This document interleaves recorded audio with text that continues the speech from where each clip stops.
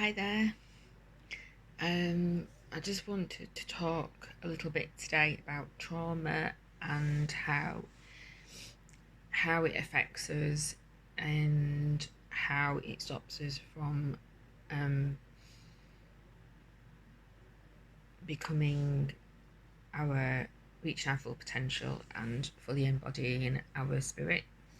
So, um, this reality is designed to induce trauma. So we live in a world which is filled with trauma right from birth, even sometimes before birth, if our parents are in an abusive relationship, then we experience trauma. But definitely the birthing process in Western culture is a massive trauma to us. So we go from being in a cozy, warm, protected space into a big, wide open, cold space that's bright lights and loud noises in a very clinical environment. So that's massive shock to the system. And then that just continues throughout our life. And, we all experience different degrees of trauma depending upon what our is thrown at us throughout our life and our life path and everything. Um, and it's part and parcel of being in this reality. But also, some people experience a greater amount of trauma than other people, and that sometimes is done deliberately. People are targeted deliberately to try and um, hinder their spiritual development and stop them from embodying their full essence. Basically, what trauma does is when, if it's severe enough and if it happens when you're really young, so sort of before the age of 3, usually, then it fractures the mind. The mind splinters off so that in order to protect itself and protect the ego from the ego thinks it's going to die, so the mind protects the ego by splitting off into different parts in order to forget the traumatic event, basically. And so we kind of lose that part of ourselves. It becomes separate to the whole, and it sort of remains in the subconscious. And because our mind is fractured and where it's not integrated, we haven't integrated that trauma. It's sort of still there, but it's not integrated into the present moment. So it's in our subconscious. So and that will influence our behavior in an unconscious way by projecting onto other certain situations that might trigger an emotional reaction because it reminds us of the initial trauma. And we might overreact to situations, or we might suffer from PTSD, or we might get anxious or fearful in certain situations, and we might not know why. And it's usually because we've got this suppressed trauma inside of us which needs to be integrated. And if we don't integrate it, then we can't fully embody our soul essence, because that requires us to be whole, and we can't be whole if we've got fractured parts of our mind. So it's quite an important part of it's a really important part of our spiritual development and our development as a human being, because we need to be able to ground our spiritual energy into this physical vessel, because that is part our human mission is to ground as much spiritual energy as we can in order to achieve our full potential and use our spiritual gifts, and the alchemy that takes place when we embody our spirit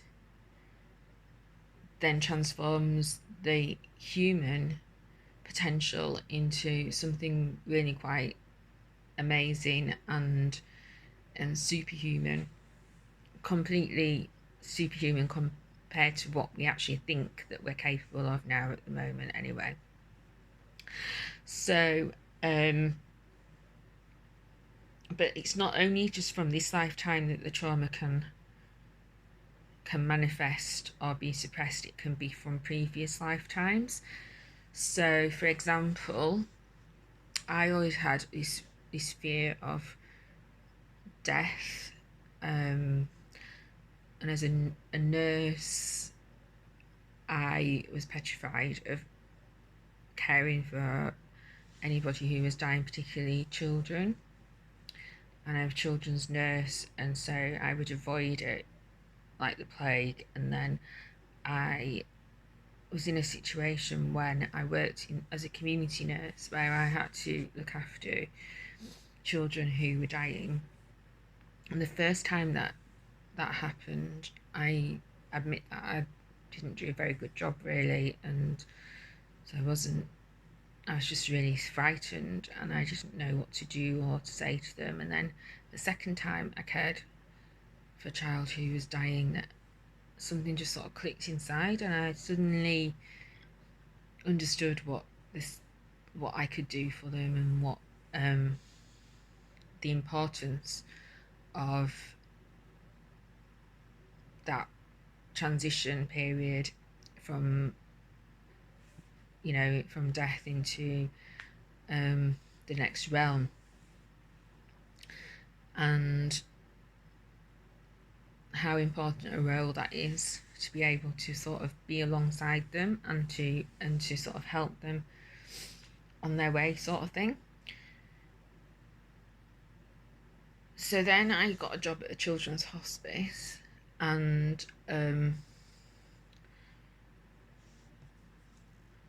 what happened then was I was on a training course for a healing modality, and when we were doing healing exchanges, this woman who was doing some healing on me, she broke down in tears, and she said that she could see my past life open up in front of her. And so basically I was out with my children collecting herbs. Everything was really happy, and then my little girl fell over and hurt herself, and I knew that she was going to die because I was really psychic. So frantically tried to make her some sort of potion that might save her, but that was unsuccessful and she died. And then after that everything was really sad, because I was heartbroken.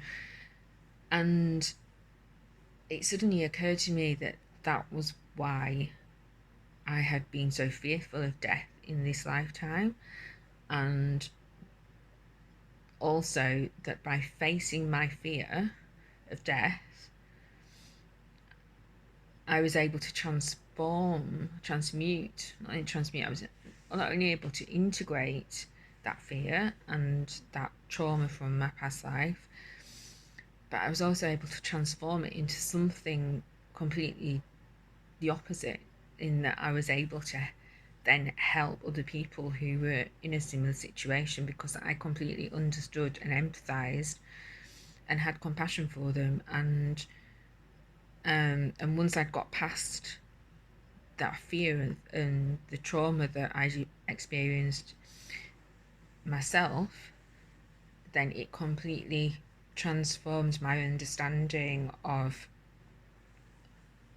all of it, and I wasn't triggered by it anymore, and I was able to help other people. And I think that is the key to all of this trauma work, and is that if we can work with it, if we can face our fears, if we can confront our trauma, our fears, our guilt, our shame, our whatever, and integrate it, and then it transforms into something else, something that we can give back and that we can help other people with, and it makes us better people, and it expands us on so many different levels. It expands us on it's really hard to put into words, but it because you're integrating it on different levels.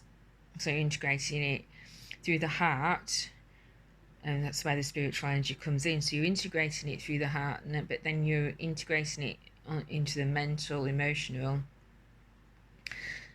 spiritual, and physical levels, as well as multi-dimensional, whatever.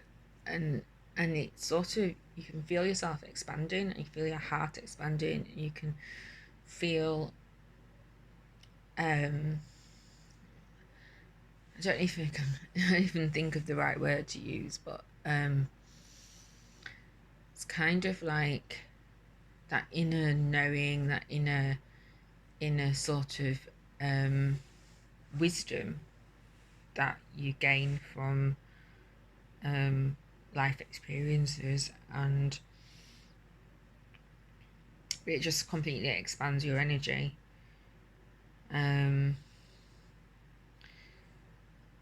So working with your own fears and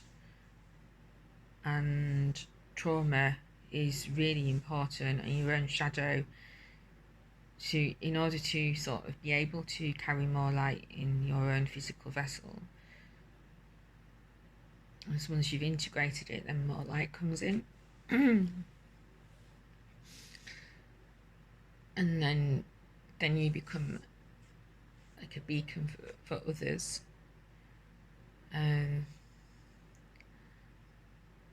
So I just that's all I wanted to say today, really. But just keep working on your shadow, and it doesn't really matter how hard it seems. It's never as bad.